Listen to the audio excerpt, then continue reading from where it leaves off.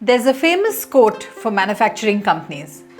The more inventory a company has, the less likely they will have what they need. Interestingly, the same is applicable for software companies too. Inventory for technology companies is of course the total human resource time that you have at hand.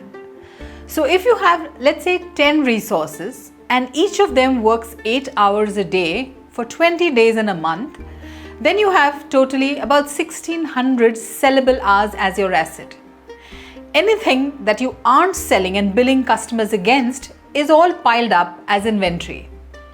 But unfortunately for software companies, the inventory is in a way perishable.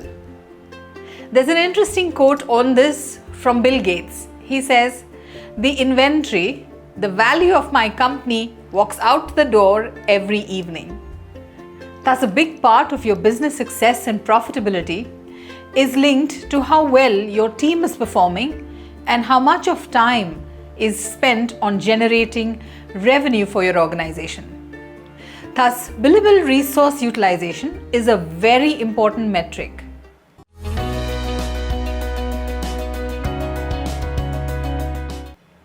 Hey there, I'm Tabish Bibikar and I coach and mentor founders of software companies to build scale in their business fast. In this video, I'm going to talk about how to improve billable resource utilization in software companies.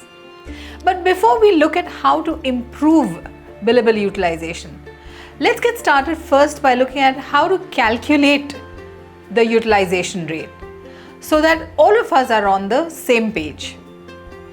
Billable resource utilization equals total billable working hours divided by total available working hours multiplied by 100. The total billable hours could be collected from invoices you publish to your customers in that month or that quarter. The total available hours will be equal to the total number of working days in that month multiplied by 8 hours per day. That's the working hours, the official working hours of any organization. Time not spent on generating revenue will not be included in the numerator and it costs the business money. Sometimes that's okay and necessary. For example, when you send your team to attend training to upskill, or when your sales team is working long hours on a proposal to bring in that next big deal. This is an investment in your business and you will, hopefully, reap the benefits later. Other times, it's due to a project start date being delayed. A deal you were expecting to get started falls out through, or a fixed price deal that sees your team work long hours that cannot be billed. So the next question really is, how much billable utilization is good enough? Well, Gartner analysts believe that utilization rates of anything between 70 to 80% is a very good benchmark. Another way that you could create benchmarks for your company is by looking up billable utilization of other public limited software companies that you adore. This data is generally available in the public domain for them. Use those as guidelines for benchmarks for your company. If the billable utilization of your company is less than 70%, then it's time you did something serious to make changes. Of course, if you want to improve billable utilization, then the first thing to do is start to measure it. Then, here's how you could go about improving this figure. Plug billable utilization leaks at the customer level. It's no secret that we all have customers that always want things for free, grind us on price and always change the scope at the last minute, but don't want to be billed for those change requests. You'll need to be able to break out your billable and actual task hours by customer. This way, you can isolate which customers always consume more actual hours than estimated and for what kind of specific task types. You could cycle back those lessons learned into the sales or estimating process and ensure these get covered upfront. Or you may conclude that your customer is genuinely being unfair and is unlikely to ever pay you for all your efforts. You might have to cut loose such customers for good and backfill with more appreciative customers. Make freshers quickly proficient and billable. It takes newly hired development resources 6 to 9 months to become fully profitable. This is, of course, an area to watch out for too. If you hire too many freshers and don't quickly make them profitable, you lose money. On the other hand, if you don't hire enough resources and wait for that last minute, you'll end up losing opportunities and lose money again here. So it's a tight balancing act that you've got to do. Also, if your company experiences attrition rates of higher than 18% and your staff turnover is high, then your organization may struggle to produce consistent profitability as billable project vacancies go unfulfilled for many days.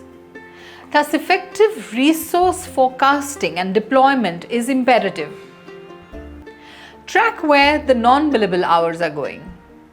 There are 4 common task types that are important, but do land up employees to miss their billable utilization targets. Let's talk about those 4 types. First one, your pre-sales hours.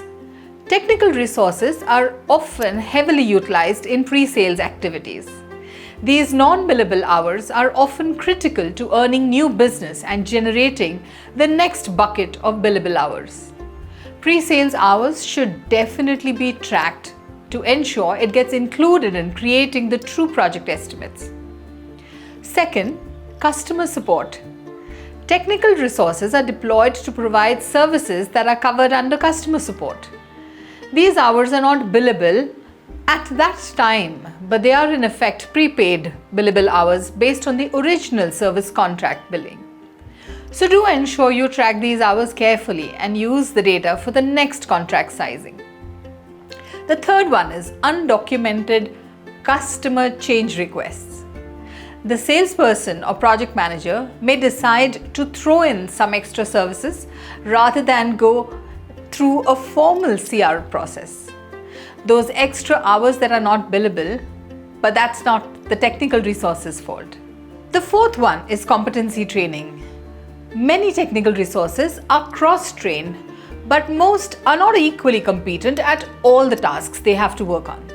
Some resources may take longer than ideal at a particular task that they are not fully trained on or comfortable with. Perhaps these tasks should be reassigned to someone who is more proficient. In all of these cases, these resources are providing very valuable and necessary services, and ultimately it's not their fault if they are being assigned tasks that result in lower billable resource utilization rates.